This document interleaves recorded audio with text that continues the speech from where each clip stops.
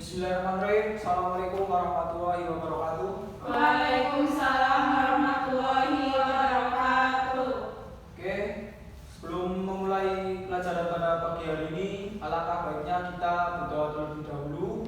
Semoga apa yang kita pelajari pada pagi hari ini menjadi manfaat untuk kedepannya. Untuk mengawali berdoa pada pagi hari ini, monggo dipersilakan untuk perwakilan kelas untuk menyiapkan berdoa. Di tempat duduk siap, berdoa dimulai. Berdoa selesai. Oke, sebelum memasuki materi, saya akan mengecek kehadiran siswa. Untuk yang pertama, Aura. Hadir Pak. Oke. Tri. Ada Pak. Ya, Putri. Hadir. Diana Dila. Hadir Pak. Oke.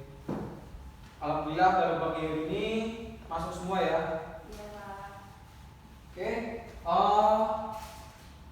Saya akan mengingatkan materi pada pertemuan sebelumnya. Mungkin dari kalian semua masih ingat tentang materi yang saya sampaikan pada pertemuan sebelumnya. Materi sebelumnya itu apa? Ada yang tahu? Saya Pak. Materi kemarin badan usaha. Oke, badan usaha. Kalian cermati dahulu ya apa itu badan usaha. Siapa yang tahu tentang badan usaha? Saya Pak. Oke, benar bila silakan. Badan usaha yaitu kesatuan yuridis, teknis, dan ekonomis yang bertujuan mencari laba atau keuntungan. Oke, ada lagi?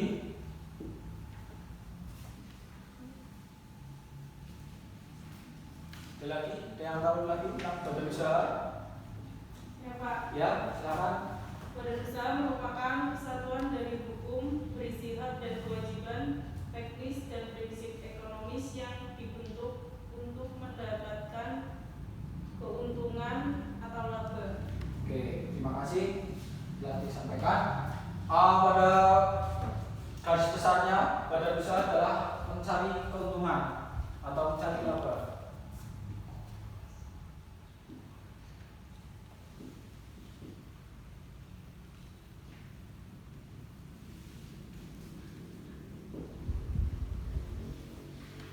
Di sini ada contoh dari badan usaha, yaitu yang pertama ada BUMN, dua BUMD, yang ketiga ada BUMS.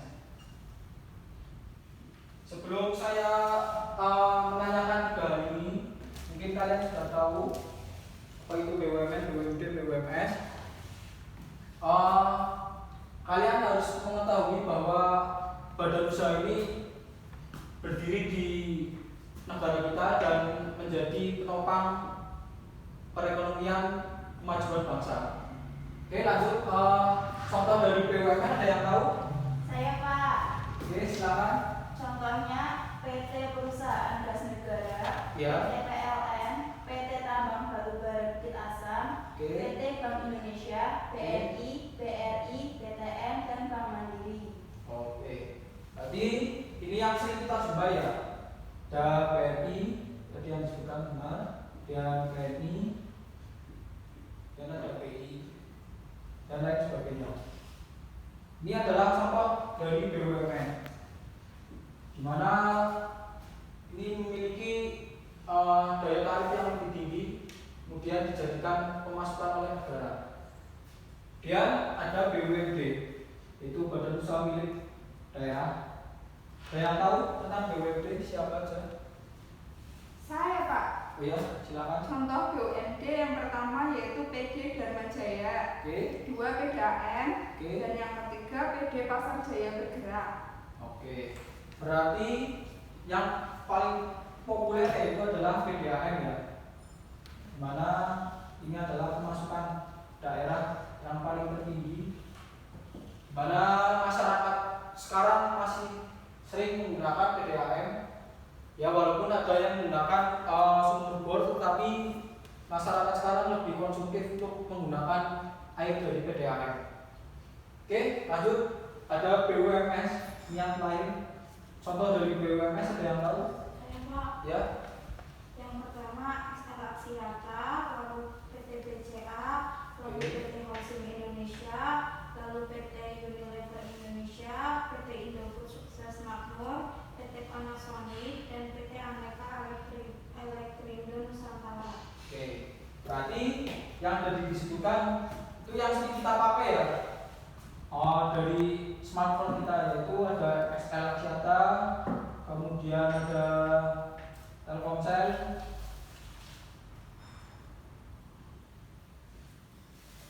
dan lain sebagainya yang ada disebutkan. Oke, dari materi yang kemarin disampaikan sudah mengetahui dan sudah paham. Sudah Pak. Oke, terima kasih. Untuk memulai materi yang baru, saya akan menanyakan tentang materi ini.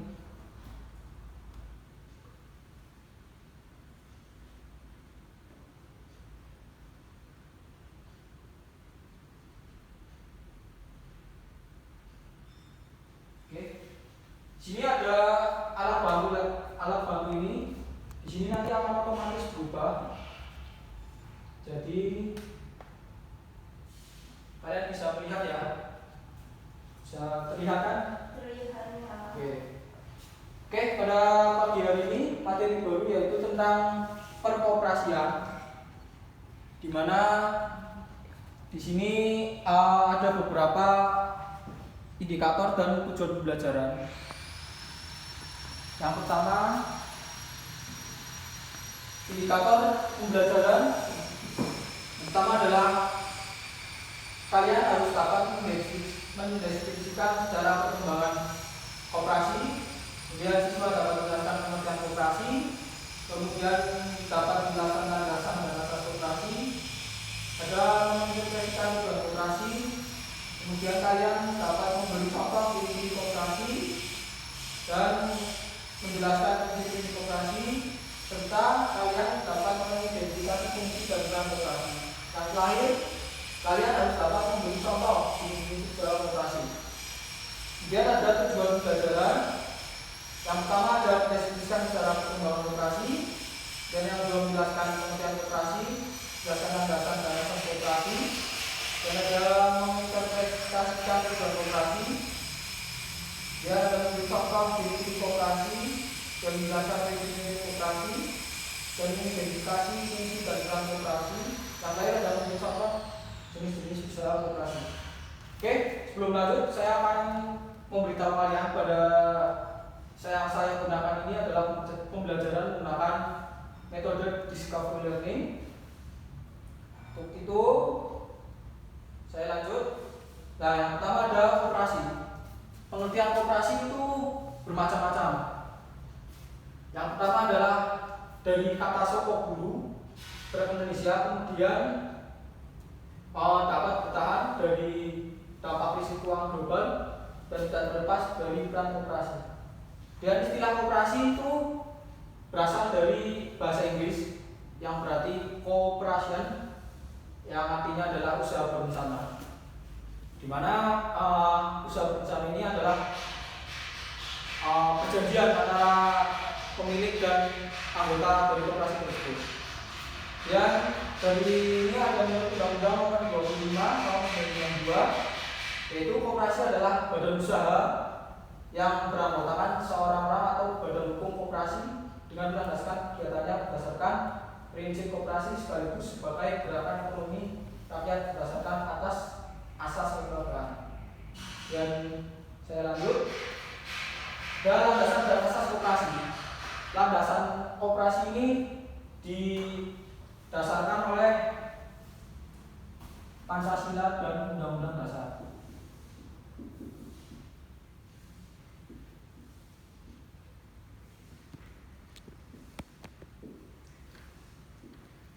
Ini adalah landasan dari koperasi dan asasnya mungkin kalian sudah tahu ya, yaitu asas koperasi itu apa? Ada yang tahu? Asas kekeluargaan. Oke, benar. Asas kekeluargaan ini memang harus terjaga di koperasi tersebut sehingga dapat menjadi perkembangan koperasi lebih maju dan lebih berkembang. Oke, lanjut. Sini ada tujuan koperasi. Tujuan koperasi itu untuk membangun tatanan perekonomian nasional dalam rangka mewujudkan masyarakat yang adil, maju dan makmur, serta memajukan kesejahteraan anggota. Dari tujuan tersebut tertera jelas ya bahwa ada bertujuan untuk mensejahterakan anggota koperasi tersebut. Lanjut, ada ciri-ciri koperasi. Ciri-ciri koperasi itu banyak sekali. Mungkin dari kalian awam atau mungkin belum tahu bahwa ciri-ciri koperasi yang sebenarnya itu seperti apa. Ciri-ciri koperasi yaitu mempunyai sifat sukarela, kemudian musyawarah yang sangat dijunjung tinggi, dan memiliki modal yang tergantung dari simpanan anggotanya. Jadi modalnya itu dari anggota tersebut.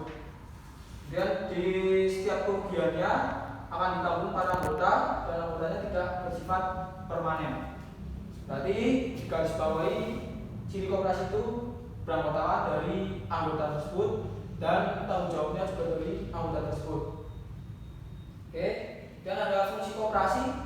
Yang pertama ada membangun dan mengembangkan potensi serta kemampuan ekonomi anggota pada khususnya dan masyarakat pada umumnya untuk meningkatkan kesejahteraan ekonomi dan potensi dan sosial potensi kemampuan ekonomi para anggota koperasi pada umumnya relatif kecil.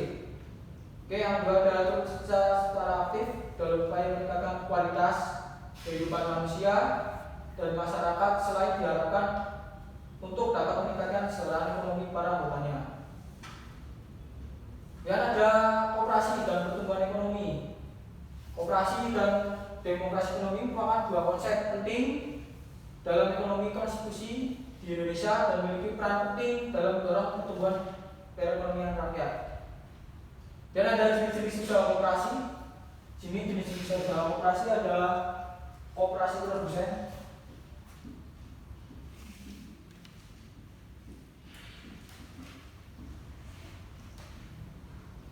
dan ada koperasi konsumen,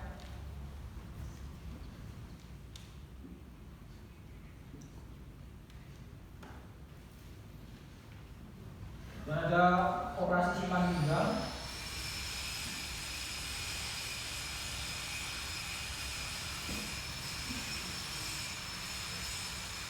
dan yang lain ada koperasi jasa.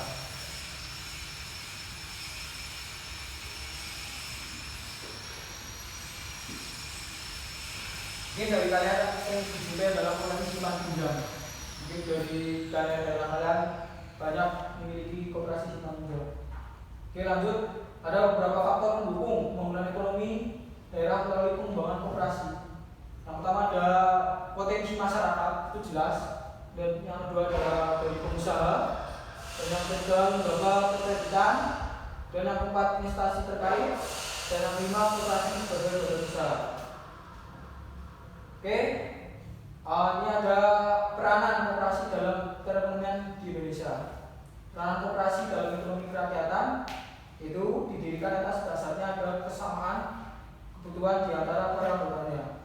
Koperasi didirikan atas dasar kesadaran mengenai keterbatasan kemampuan, dan koperasi didirikan atas dasar kesukarelaan dan keterbukaan. Tidak boleh ada paksaan.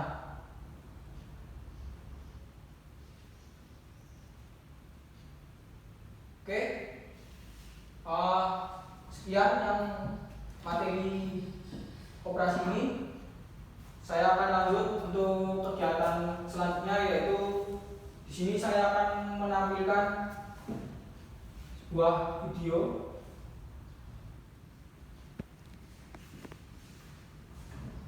Oh ya, sebelum saya menampilkan sebuah video, saya akan membuka sesi pertanyaan dahulu untuk memperjelas materi ini. Monggo, siapa yang ada yang bertanya? Ya, silakan. Apakah koperasi sama dengan bank? Nah, oke, terima kasih. Pertanyaan yang bagus dari Mbak Putri ya. Oke, persamaan antara bank dan koperasi. Mungkin seringkali masyarakat mengira bahwa koperasi dan bank itu sama. Tetapi pada hakikatnya bank dan koperasi itu memiliki asas yang berbeda. Jadi di mana bank cenderung memikirkan kepentingannya, tidak memikirkan anggotanya, kemudian koperasi saling memikirkan anggotanya dan saling memikirkan kinerja dari koperasi tersebut. Yang perlu digarisbawahi adalah satu, yaitu tentang asasnya. Jelas asas dari bank dan koperasi itu berbeda. Dan yang kedua adalah tujuan dari bank dan koperasi memang ada yang sama, yaitu bisa meminjam, kemudian bisa menabung dan bisa mengkreditkan uang pada rakyat atau pada anggotanya. Tetapi di koperasi tujuannya yaitu mensejahterakan anggotanya. Jadi di sini yang paling penting di koperasi adalah anggota dan tidak memikirkan kepentingan yang lain. Oke, ini ada dua ini cukup untuk menjawab pertanyaan dari Mbak Putri. Bisa dipahami jawaban yang saya sampaikan? Oke, terima kasih. Ada yang mau ditanyakan lagi? Tidak? Oke, cukup. Untuk selanjutnya yaitu saya akan mohon disimak video yang saya sampaikan.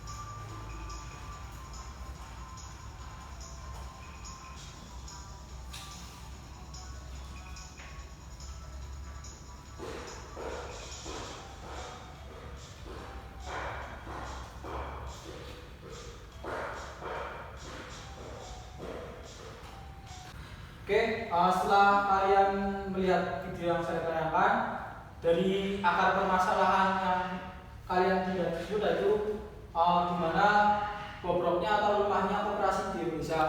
Untuk itu, untuk memecahkan masalah dalam materi ini, kalian saya bagi dua kelompok.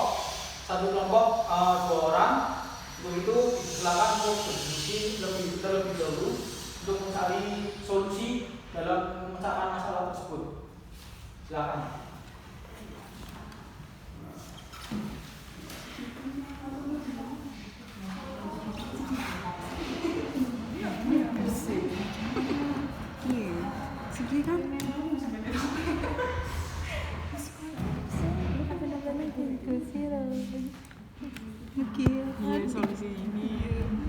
Untuk perwakilan silakan untuk membacakan terlebih dahulu.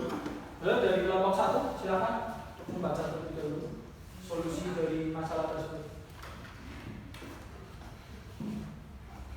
Solusi dari permasalahan tersebut adalah yang pertama, koperasi saat ini kurang diminati. Melakukan sarana promosi guna meningkatkan daya jual koperasi. Yang kedua, koperasi sulit berkembang. Solusinya, melakukan tiru-tiru guna meningkatkan minat anggota. Yang ketiga, keterbatasan modal. Solusinya menggunakan dana dari pemerintah untuk digunakan pertumbuhan koperasi tersebut. Yang keempat, ketidakmampuan sumber daya manusia. Solusinya melakukan evaluasi anggota koperasi guna memperbaiki kinerja koperasi Terima kasih. Dan kelompok 2 apa? Permasalahan yang ditemukan dari video tersebut, kami menemukan 3 masalah, yaitu banyaknya pesaing, budaya, dan teknologi. Yang pertama, banyaknya pesaing. Solusinya melaksanakan sistem kredit sehingga menarik keinginan anggota. Yang kedua, budaya, melakukan pelatihan atau bimbingan kepada seluruh anggota agar mereka sadar operasi mereka harus bekerja keras dengan memastikan. Yang ketiga, teknologi, harus melakukan teknologi yang canggih untuk mempermudah dalam pembukuan keuangan. Terima kasih, Pak. Oke, good job dari kalian yang sudah menjelaskan dari masalah tersebut. Saya harap kalian semua paham ya untuk dalam mencari solusi dari permasalahan tersebut.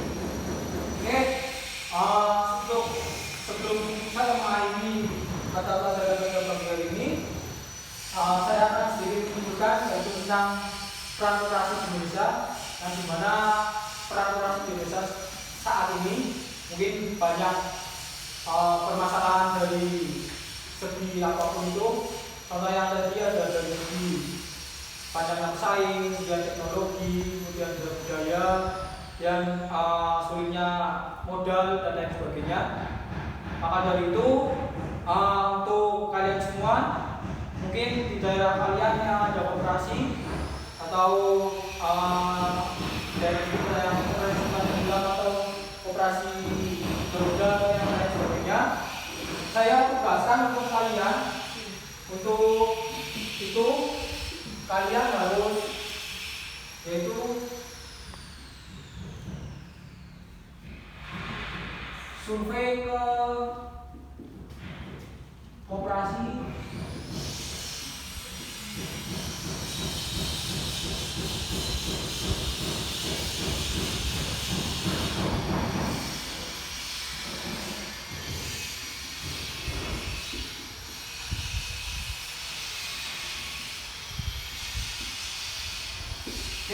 ini tugasnya yaitu survei ke koperasi daerah di tempat daerah tempat tinggal kalian. Nanti saya tugaskan gimana Anda mencari bagaimana cara pembukuan, cara mungkin dalam koperasi tersebut menggunakan sistem apa dan lain sebagainya. Saya tugaskan itu nanti untuk kalian semua dikerjakan dalam bentuk folio bergaris minimal 2 lembar. Oke, cukup sekian. Ada yang dipertanyakan kembali tentang tugas ini? Ya, oke, tadi paham ya itu tugas yang saya berikan. Oke, pada acara pada materi kita ini, saya harap kalian semua paham. Mungkin dari saya